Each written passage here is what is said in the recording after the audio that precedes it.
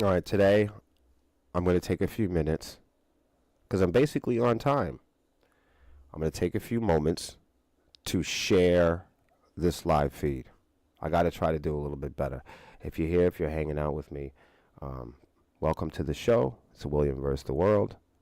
Another episode of music industry, social media, and technology news.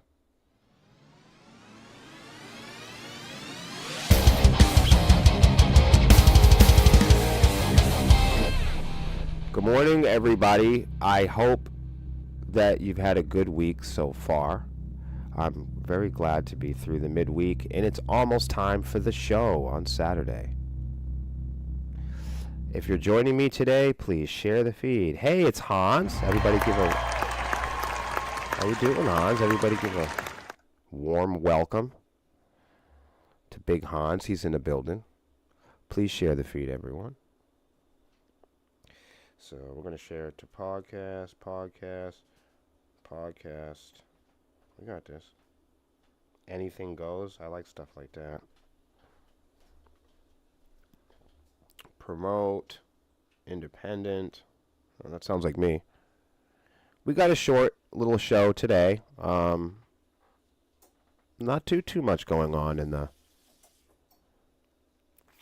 the general population of the music business, the music world, and music industry. A lot going on in AI and tech, but I can't stomach it today.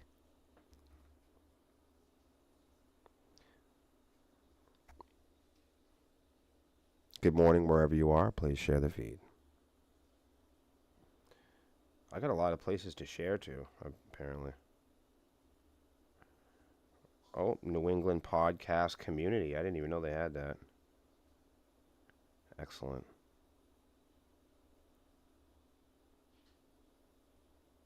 Probably fucking call the police on me for all these shares. You know, it's like before you used to be able to just share stuff on social media.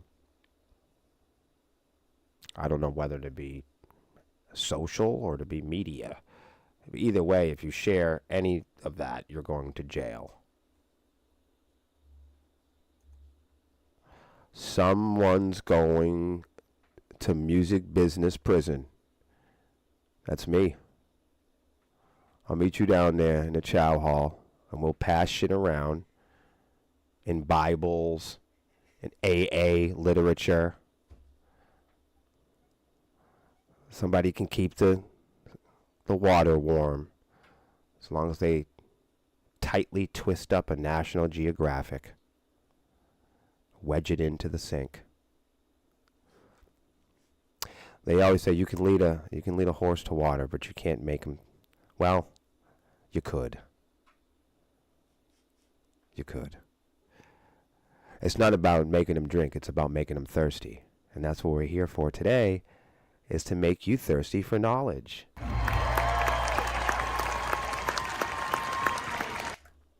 Hey, everybody. Welcome Eric Leviathan to the chat.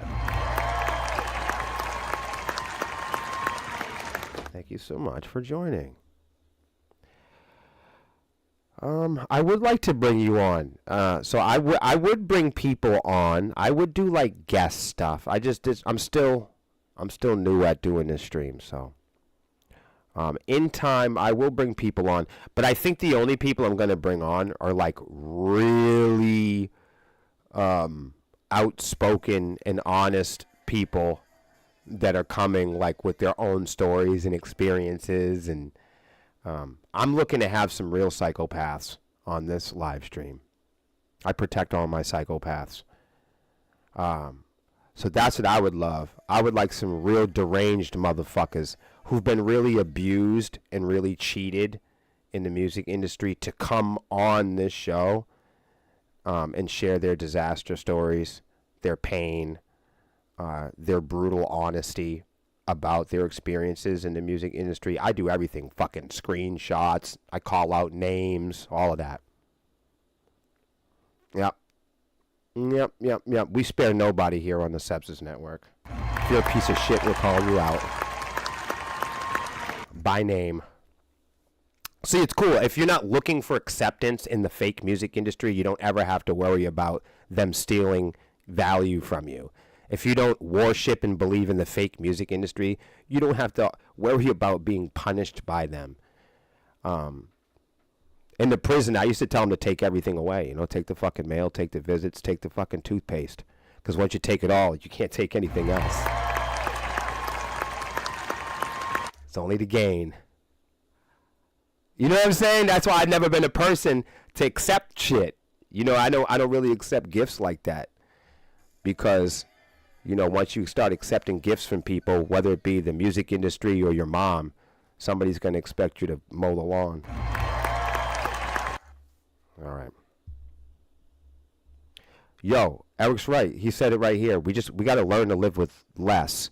And I think that some people might misunderstand what he means by less. Less doesn't mean less value. It just means less clutter. You know what I'm saying? When Eric's talking about less, he's not talking about less quality, less virtues, less values. No, he's just talking about less nonsense. Good morning, everyone. I appreciate you making the time to stop by.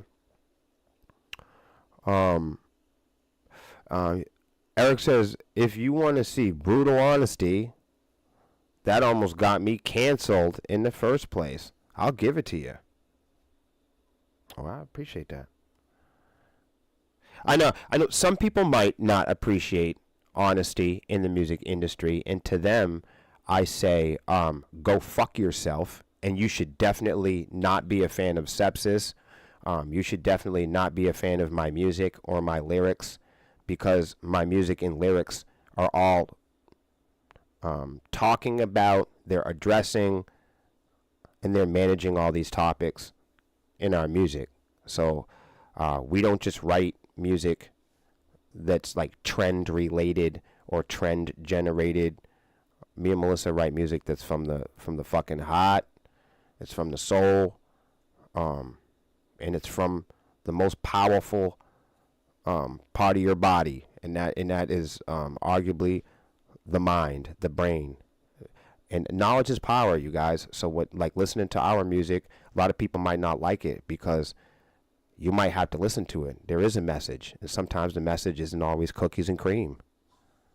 That's why we got into heavy metal and rock and roll. The message isn't always cookies and cream. It's not all pop, and it's not all riches and complacency and glamour and fashion. You know. Thank you, Hans. Let's chat, though. Let's get into some stuff, because I didn't bring a lot today, but I did want to go, and you guys that have been following along with the stream, you guys know that we have been talking a lot about direct to consumer. Just to bring you guys back up to date, a few months ago, we had started some conversations in the Swarm, in our community. We had started some conversations that revolved around the possibility of us taking our music down off of streaming sites. Some of you that are close to us know that some of our record deals and contracts and just different publishing deals and stuff that we have are nearing an end in the next year. So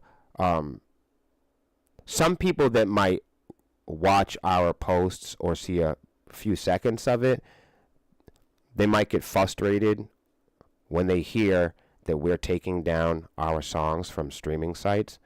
And I think that's partly because they've misunderstood and just can't see the bigger picture. And that's okay, because it's not your fault. There isn't any artist that you can observe their administrative business details. So don't feel bad about that. The music industry tricks consumers into believing that they can understand math and metrics and management in the music industry. Yeah, that's right. consumers have been manipulated to believe that they're a part of the music industry. So sometimes when I'm talking with, consumers, they like to talk to me like they're part of a music corporation, like they're A&Rs or taste makers. And that's because everyone has a playlist, and we all love music, let's face it. But sometimes when I talk about it here, it gets misunderstood a lot because people don't simply understand that I might not be taking my music off of streaming sites because I have a vendetta with Spotify. It's not that simple.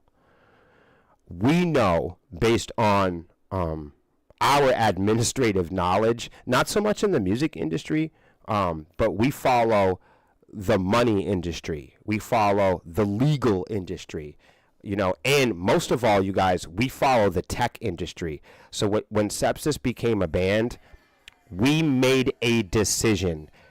When Sepsis became a band, we were ignored by rock and roll. Locally. So, we were ignored by the local rock and roll communities. When Sepsis first started making music and performing, we were made fun of, and we were ignored by the greater heavy metal, hardcore, hard rock, and the greater rock and roll scene in New England, in our home state. Most of the time, we were either laughed at, punished, or ignored. So that is our band's experience coming up in local heavy metal. When we first got into it, we were told how inclusive metal was and what a big family it was going to be. And we were told all the things that you hear when you're first getting into metal. Of how protective everybody was of each other, and how heavy metal culture and community, they all stick up for each other. They didn't stick up for us. They didn't want nothing to do with us. They spoke poorly about us. We were threatened, laughed at, cyberbullied, made fun of, from our music to the way we looked, my skin color, you name it. Not a lot of guys that look like me making rock and roll in my town, I'll tell you.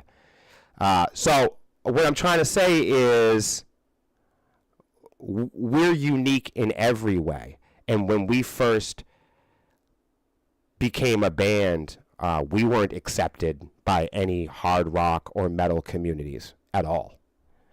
So we were surprised, actually, to learn that heavy metal was not inclusive. And we were surprised about this because we were told and advertised and promised that it was. I've seen prison yards that are more inclusive than the hard rock and heavy metal culture, locally and regionally. Yeah. So after being ignored and made fun of for 4 or 5 years, me and Melissa didn't abandon ship, and we didn't give up. We just knew there was no place for us in local or regional hard rock and heavy metal. They just weren't going to accept us.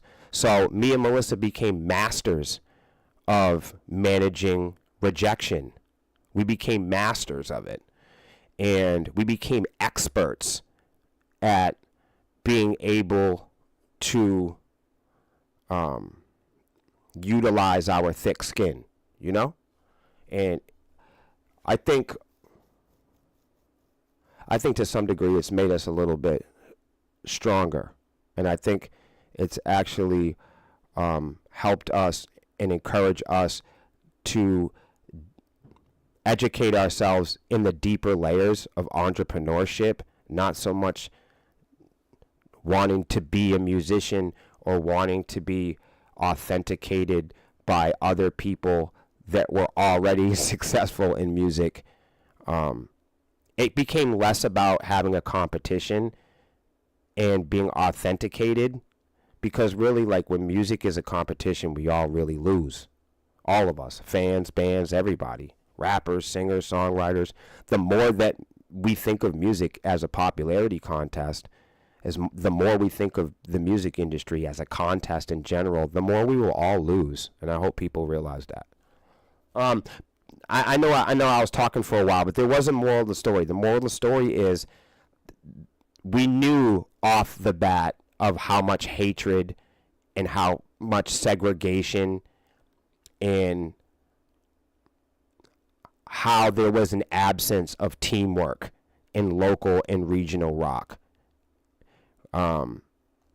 We knew just going from show to show, week to week, we were playing with bands that hated each other. We know that in the local scene, in the regional scene, that bands, especially in that time, would continually book and play shows with the bands that they hated. And you heard it in the hallways, and you heard it in the bathrooms. And as social media became more bold and brazen, you get what you have now, empty floors. So that's why we never abandoned ship on the music industry. We never abandoned ship on rock and metal. But we did gain a new pathway as entrepreneurs. And that started to be looking, forecasting, and measuring what was happening in banking, what was happening in music law, and what's happening in social media, technology, the internet, in emerging apps, devices. We started to narrow down what really is the music industry. And we figured out that the music industry isn't the musicians, it's not the fans so much, but it's what storage devices play the music, and what storage devices and what apps and what companies were storing all of our data. Once we started looking at who is holding the assets, and we started asking questions, why do musicians, as soon as we're done pressing music, why do we take our assets and drop them off with strangers versus having a direct relationship with our fans? And the more we kept asking that question, the more problems that we had with our own record label, the more problems that we had with DSPs. I know a lot of the other bands and people on social media, everyone's kind of walking around like this, pretending not to see what's going on in the music industry, but it really fucks them up because they're not taking a full advantage of looking at the panoramic view. Meaning like this, bands will ignore the bands that they don't like. Bands that don't like Sepsis will ignore us. I think that's foolish, because I think that even if you don't like what we're doing, or maybe our music isn't exactly your taste, or maybe the message isn't resonating or within your frequency, it doesn't mean you need to abandon ship on that. I never tell people let's get rid of streaming. I say that I will probably wind up leaving streaming. I never tell people not to pursue the music industry. I just tell people to do their homework, if they're going to pursue the music industry. So I never say, let's get rid of labels. It's quite the opposite. I think we should keep labels. I think we should keep terrible ideas. I think that every now and then we should look at other countries that still, unfortunately, administrate servitude and slavery. Okay? And I don't think that is a pretty thing. I don't think that that's a fun topic to talk about. But if we don't look at other countries and places and go, oh, wow, child trafficking is wrong, slavery is wrong, then we might repeat some of the behaviors from the past. So this is why we have these conversations, and that's why it's good to look at other bands. That's why it's good to look at the other side. So transparently, somebody's blowing up my phone. So that's a long segue, but you guys know I have been covering direct to consumer products, and I told you guys, especially with TikTok getting in a lot of hot water and people not fully understanding all the elements and facets that play into that theater There's so many different stories and fractal events that are happening in terms of that emerging story. But some things we know for sure is TikTok was gearing up to be big direct-to-consumer, an artist-centric direct-to-consumer platform. They have all the tools. They have the shopping. They have the TikTok shop. They have TikTok for artists. And they're naturally a very successful video and social media app as it was. So they have all the tools to be a successful music giant. I mean, as it is now, even iTunes or Spotify aren't set up. They're not set up today to be artist-centric, direct-to-consumer models. And as I've warned you guys, most recently, the word independent is being rebranded right now. Please understand what I'm saying to you. If you're not listening to this, you're going to miss it. We always hear about this independent things. And for a while, people kind of look at independent music as, they associate it with low quality. They pretty much, for the most part in this country, we've been taught to ignore independent music, right? Even though independent music is a multi-billion-dollar industry, they just don't want you to know about it. Independent artists in music is a multi-billion-dollar industry. They just don't want consumers to learn about that. If they can get consumers to believe that independent music is worthless, they can continue to convince you guys that we don't need to be paid for participating in it. I digress. The point I'm trying to make is you're seeing the exit of the largest labels like Universal Music Group leave TikTok. You guys saw that last month. And when asked why they're doing it, Universal will claim that they don't have enough fair payouts for the artists. But you and I know, because we've sat here and watched, that nobody has any fair solutions in terms of compensating artists. But when they all need to make a point, they all run back and they claim that there's something we need to do for independent artists, because every time you need to make an argument or get people's attention, you can't really go out there and say, big celebrities deserve a fair shot. No one's going to listen to you. It's hard to go out there and show 100 successful musicians and then try to prove that the music industry is fucked up.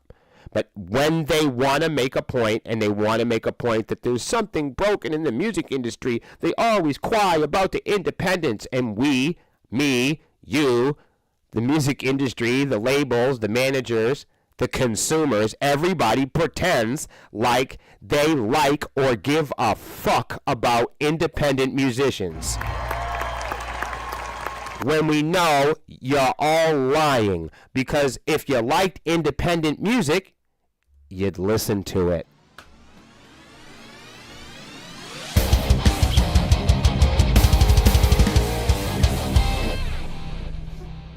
But the word independent is now being rebranded, and it's being rebranded because they're about to add value to that branding of independence. And that's why you're going to see a lot of celebrity artists start calling themselves independent artists. You feel what I'm saying?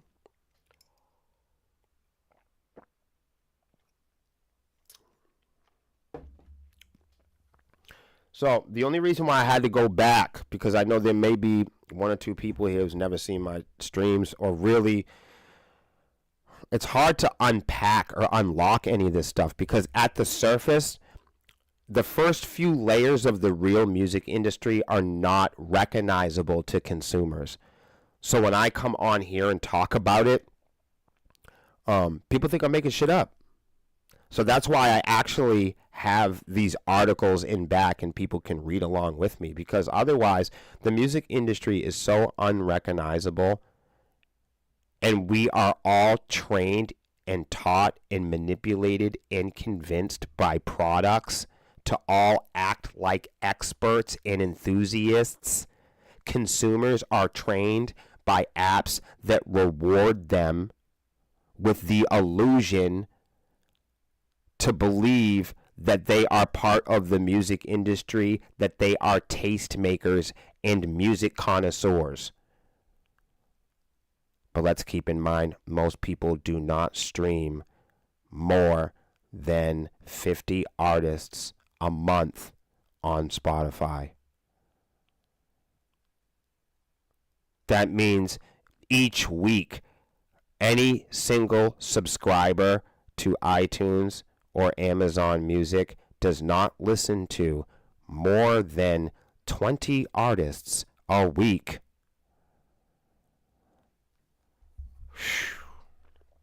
So here is another Superfan app. This is the technology that I've been trying to tell you guys that's coming. When I tell you guys the stuff is coming, you guys see it in the next few weeks. It starts emerging. If you were to go back and you were to start watching from our first episode of Honeycomb Hideout, if you were to go start watching those episodes and all of our music education episodes, you will see everything that I have laid out. Literally everything that I have laid out since the beginning of the podcast a year and a half ago until now. We had to split the podcast and live stream into two. There's so much of it. But if you were to go back 6 months ago or 8 months ago and you were to start watching live streams in the podcasts that we were presenting at that time, you would notice everything that we were talking about at that time is now here. I told you guys. And I know it's annoying because it makes me look like a know-it-all. But that's only because I read it and you didn't. You can read it too. It's not that I actually know more things. It's just I took my spare time, I took my free time, and I decided to learn more about my career. You can do the same thing. No one is preventing you from learning more. I know one person that might be preventing you guys from learning more about the industry, and I think that one person sometimes is me. I think the way that I sound, the way that I look, and my personality, and when I talk about the music industry, some of you suckers out there have your ego in front of your brain. And I think if you prioritized and you spent more time focusing on what's between your ears, you don't have to use my personality as a distraction any longer. Read along with me, and don't worry so much about the personal stuff. Monetizing superfans is the talk of the industry now these days. Do you see what it says? Monetizing superfans is the talk of the music industry these days. Who is the first person you have ever heard of that from? I've been saying this a year and a half ago. I said the superfan music industry is coming. Look. Monetizing superfans is the talk of the industry. I'm not making it up. It's the talk of the fucking industry. A New York-based startup is launching a direct-to-consumer platform. Here we go again. Here are these words that William has been saying over and over and over. So when people think that they know what the music industry is, they think that the music industry is streaming.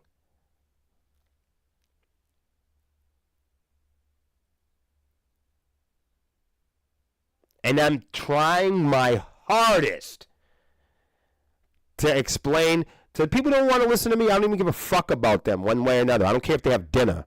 What I'm saying, who I'm talking to, are the people that I actually get along with. The people that I'm presenting this information to are people that I genuinely care about. folks that ignore what I have to say, I actually generally don't give a shit if you have dinner tonight. This information is only for people that are trying to pursue a professional career and make a living in music. And people who genuinely care about what I'm talking about. For people that don't care what I'm talking about, or people who have no involvement, this information isn't for you. So it doesn't matter if you like it or not, because it isn't for you. There are other websites and pages and places and apps that got things for you, believe me. Direct to consumer, as I've been mentioning. It says that this technology will be the first superfan app to count sales towards Billboard charting. Look at that. You see that? You see that?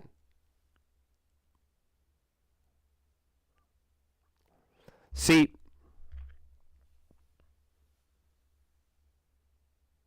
I've always explained to you guys that the pathway of the music industry is not independence, and the pathway to independence is not through products in the music industry. But here we go here. They can't even start talking about it without mentioning the Billboard charts. But why mention the Billboard charts when you can pay to be on the Billboard charts? Why is it so good to be on the Billboard charts if you can pay? All of my friends in independent hard rock and heavy metal, when they chart, this is just my friends. When my friends do the billboards and do charting in independent rock and roll and heavy metal, they pay to be able to participate in that game. It's just like XM radio. It's just like XM radio and Octane. You can give them a fistful of cash and they might spin you a couple of times at lunchtime, but there's no real rotation. Independent rock and roll artists can't pay a life's fortune to be on rotation on Octane. It doesn't matter how good the music is. It doesn't matter how well you play the drums. Your band is not going to play on rotation in terms of commercial radio. So it's a pay-to-play mechanism. In order, myself included, myself, and all my friends, when we want to play on commercial radio or we want to chart or have any participation in billboards, big festivals, or any music industry features, bands at my size, my friends, and people that are in rock and metal that I know, we have to pay to be on XM radio or the billboards or commercial radio or festivals. And if your band is not having to pay for these features, hats off to you. But let me think hard about this. All of the independent bands at Sepsis's level or lower have to, let me rephrase that because I don't really believe in a high or low. I just want to say it like in a way that's more comprehensible. Bands that share the same professional experience as our band, bands that share similar organic resumes as Sepsis, in order to be involved or participate in billboard charting or large festivals or commercial radio or medium to large publications, bands at our size have to pay for it. My friends that are in bands, they pay to be on Loudwire. They pay to get write-ups in Power Play. They pay to be considered for large festivals. That's what I know. I don't know any bands that don't pay for these services. All the bands that I know that have ever been on billboards or XM radio or large festivals, they pay for it. That's what I know. So I don't understand when they have this emerging technology that's supposed to be so fan-centric, direct-to-consumer. It's supposed to be helpful for us. And the first thing they mention here is this is going to be the first superfan app where the sales that the artists make go towards Billboard charting. What good is a Billboard chart? Can somebody tell me in the comments? What good is it? What does it do for you? It doesn't make you a nice person. It doesn't pay the rent. We have all kinds of awards. I've got awards for gospel music, hip hop. I've got 3 awards with Sepsis. We've been in Loudwire. We've been in, what's the other one that we've been in? Power Play. What's the other stupid magazine? We've been in Revolver. We have been in The Source. We've been in hip hop magazines. We have been in, who cares? Does anybody know us anymore? Does anybody like our music anymore? It's a joke. Every large magazine that we've ever been in, any large show that we've ever played in, any music industry or professional rock and roll or hard rock product, we've had to pay for. Yep. We have never, ever been invited to any rock and roll or hard rock show or any hard rock or heavy metal or music industry product ever.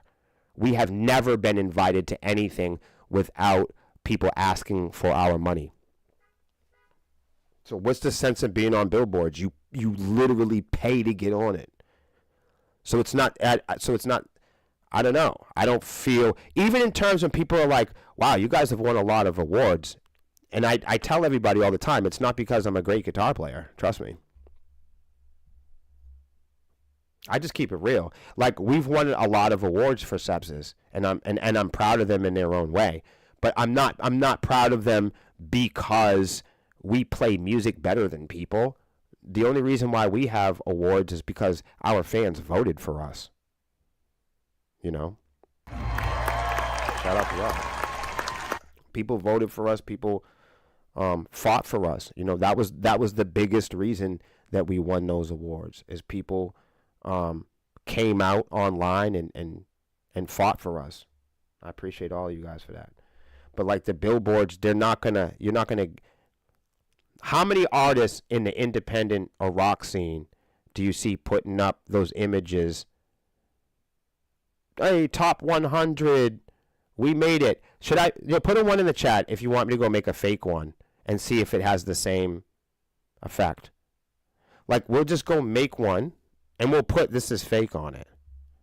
Like, we will put, like, I will put a disclosure on it. Like, I'll have Melissa make it and it'll be fake. And it'll say, we did it. We reached 1 million, billion, trillion streams. Oh my God, we did it. Does this make us better people? You know what I mean? Does this make us better singers? You know, how many times have you seen local and regional bands put up, I'm on the Hot 100, or I'm doing this, but then there's not even 100 people at the show? Who cares if you're on the Hot 100? If you're on the Hot 100 billboards, but you can't get a Hot 100 motherfuckers to buy a ticket to your show, then you are hot, dumb, stupid motherfucker paying for shit, paying for play. That's it. If you're on the Billboard Hot 100 and you can't sell 100 tickets to a local gig, something's not adding up.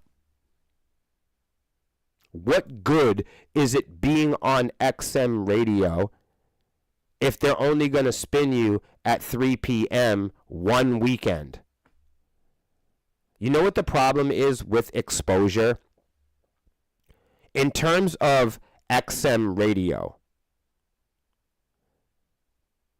in terms of streaming, everybody makes the argument that there's just so much exposure. Everybody makes the argument that we should buy into these products because they have an opportunity where there's going to be exposure. But here's my problem. What's the sense of having 400,000 monthly followers or listeners and you can't contact them or send them a message? Like, what are you exposing me to? So you're saying that you've exposed me to 400 monthly listeners that I'm not exposed to?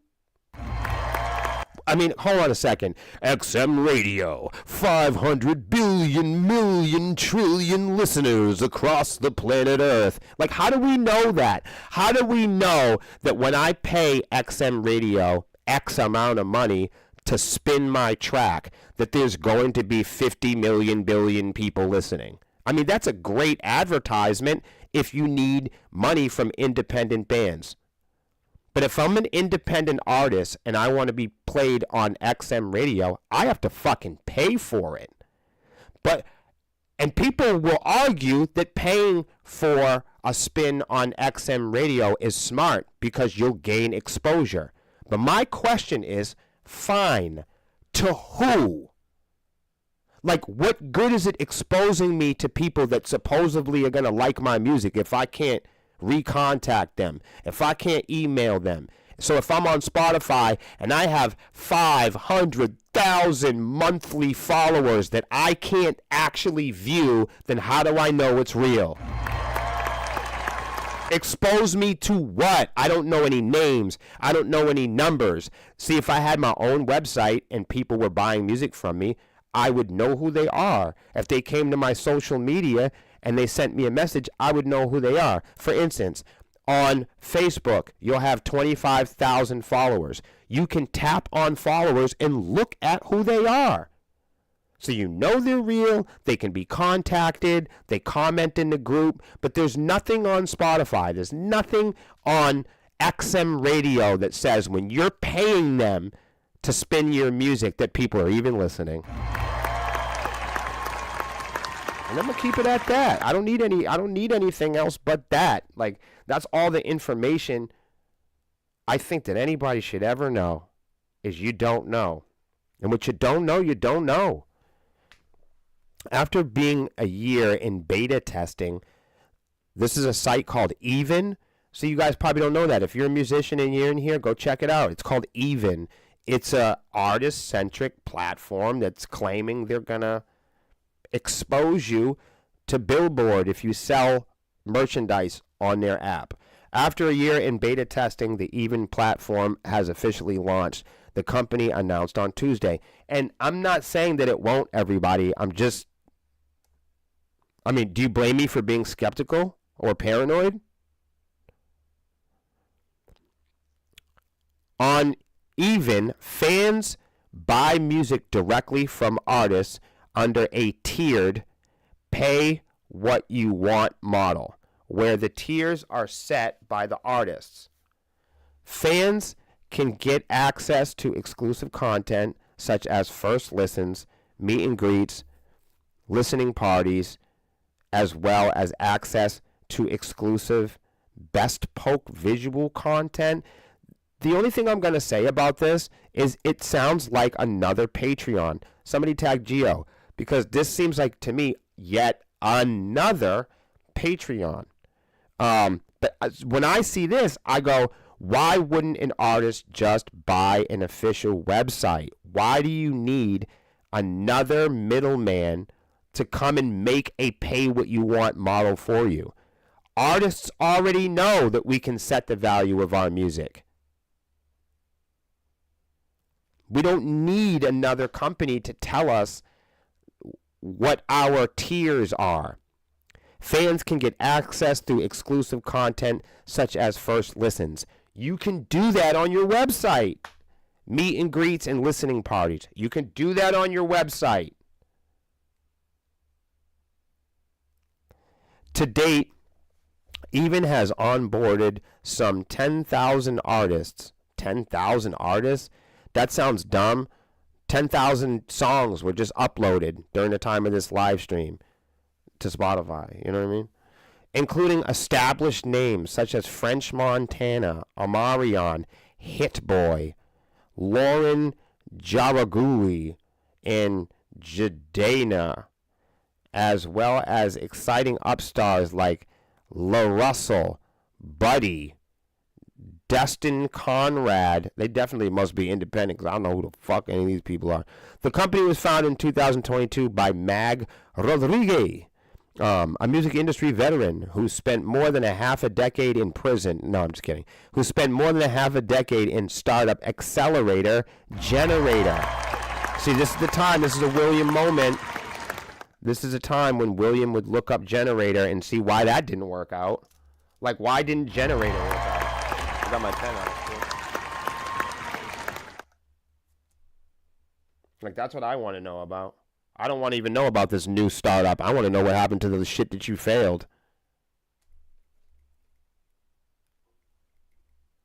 Generator, huh? I'll tell you what. We're going to look it up. And this is what he says. I set out to build Even to fill a need for both artists and fans. That's what they all claim. Artists want to own the relationship with their fans, and fans want direct proximity to their favorite artists. I'd say that's true to some degree. Even is designed to grow the music industry's pie. With Even, artists have the opportunity to sell their merch first, directly to their fans before its wide release on streaming platforms. You can do that from your website.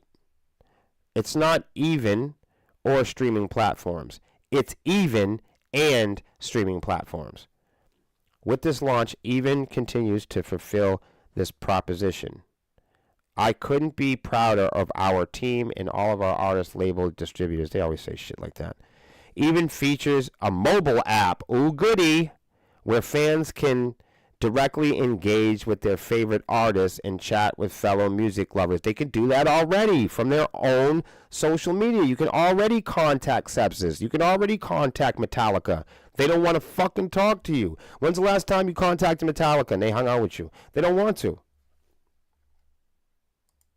Big artists have been taught to not like their fans, to keep you guys at arm's length. That's crazy to me. Direct access to their audience and the ability to announce new releases, special edition merch, and exclusive content. We can already do that. We don't need another company to tell us that we can do that. The company says sales on Even will count towards Billboard charts, with the company directly reporting sales to Luminate. What the fuck? So if I sell hats, I can be on the Billboard? I can be a successful musician? What the fuck? I don't know, man. I don't understand what's happening. Even plans to be a global platform and says onboarding fans across 100 countries, supports payments in 130 currencies, and supports 22 global payment methods, including Cash App, Klarna, WeChat, Alipay. Holy fucking shit. The platform is launching into an increasingly crowded field of startup direct-to-fan morons on music platforms. Fan platform Fave, whose early investors include Warner Music and Sony, announced last fall that it raised $2 million. Did you guys know about Fave? What do you guys know about that? That's another one. Fave. See, you got this 3 more apps every day. Lulu, Vault, Hulu, Hoodoo, Voodoo. That's enough for me. So there you go. There you have it, guys. Another fan-centric, direct-to-consumer middleman claiming to change the music industry.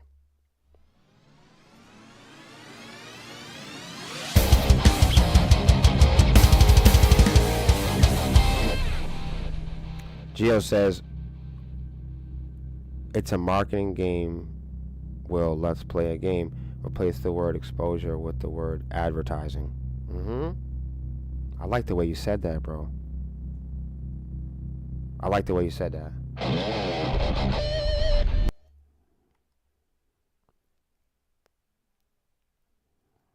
Yep, I like that. Hey, I'm gonna take off a little bit early today, so I get some things done. But I appreciate you guys hanging out with me. I'm gonna cut up a bunch of reels and some content and continue to get ready for the weekend show. You guys stay cool, stay out of trouble, man. Be cool, and don't sweat the small stuff, man. Keep winning, everybody.